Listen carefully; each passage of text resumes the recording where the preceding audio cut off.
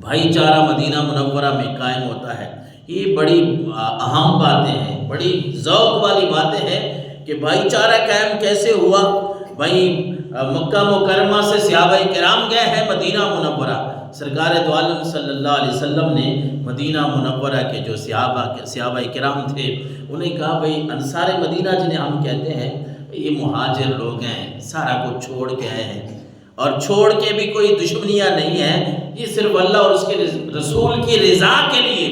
مکہ مکرمہ کو چھوڑ کے یہ مدینہ منورہ تمہارے پاس آ گئے ہیں۔ اب ان کو تم نے ہی سنبھالنا ہے،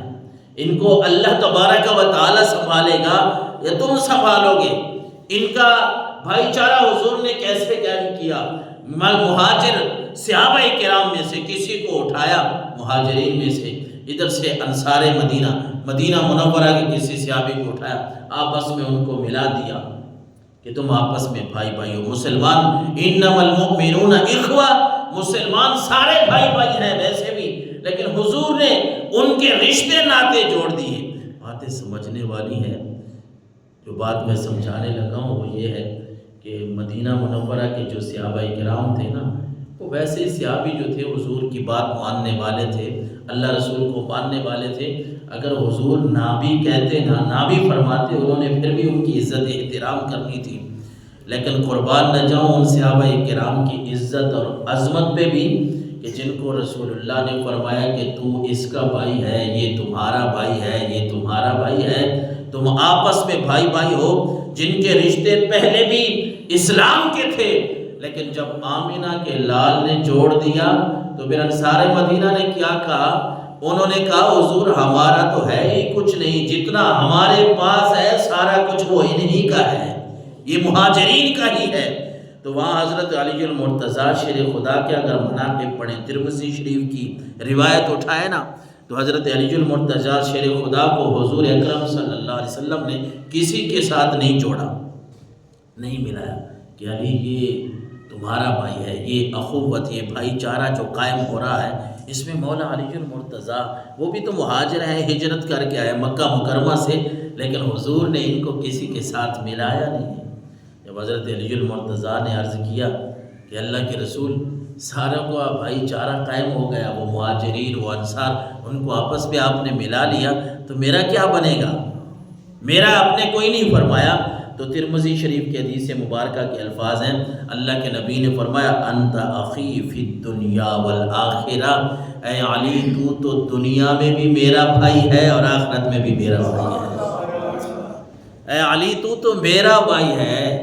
تو میرا بھائی ہے دنیا میں بھی اور آخرت میں بھی۔ علی آپ کیسی باتیں کرتے ہیں؟ یہ مولا علی المرتضیٰ شیر خدا رضی اللہ تعالیٰ عنہ کو اللہ تبارک و تعالیٰ نے یہ شان عطا فرمائی ہے کہ آمینہ کے لال انہیں فرما رہے ہیں اے علی، بات سمجھنے والی ہے، اے علی آپ ادھر ادھر نہ دیکھیں، یہ مہاجرین یہ انصار ان کے تو اپنی شانیں ہیں، لیکن علی تو وہ ہے جو دنیا میں بھی میرا بھائی ہے اور آخرت میں بھی میرا بھائی ہے۔ اللہ اکبر۔ ان کی شجاعت کی بات کریں، دلیری کی بات کریں، کسی ایک چیز کو لے لیں،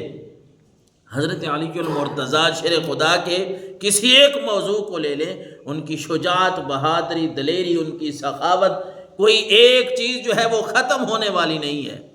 کیسے وہ بند ہو گیا؟ غزوہ تبوک کے موقع کو آپ دیکھیں، غزوہ تبوک جب ہوا، رسول اکرم صلی اللہ علیہ وسلم نے مدینہ منورہ میں غزوہ تبوک کے موقع پہ حضرت علی المرتضیٰ شیر خدا کو فرمایا علی آپ نا، ہم جا رہے ہیں غزوہ پہ، ہم غزوہ کے لیے جا رہے ہیں، آپ یہاں میرے نائب بن کے رہیں، آپ یہاں خیال رکھیں ذرا۔ مولا علی المرتضیٰ شیر خدا رضی اللہ تعالیٰ عنہ نے عرض کیا کہ اے من آمینہ کے لال، بات تو ٹھیک ہے، میں یہاں رہتا ہوں، لیکن میں ان بیویوں میں بچوں میں رہوں گا، کیونکہ آپ کی شجاعت، آپ کی بہادری وہ عروج میں تھی۔ وہ جنگ احد کا واقعہ مجھے یاد آ رہا ہے نا، کہ جب کافروں نے اعلان کیا تھا کہ ہم نے تمہارے نبی کو شہید کر دیا ہے، اور حضرت علی کہتے ہیں میں نے حضور کو زندوں میں بھی،